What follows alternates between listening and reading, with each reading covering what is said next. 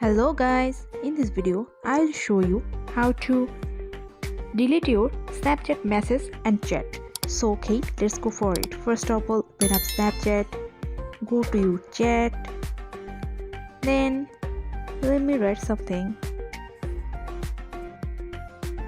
Now, how are you?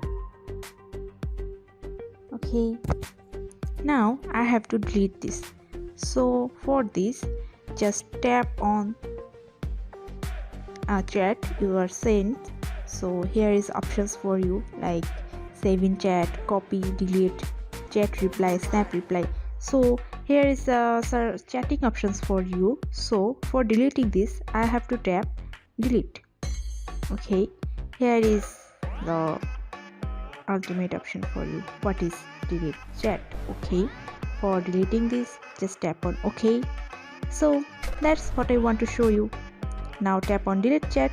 So okay, thank you for watching.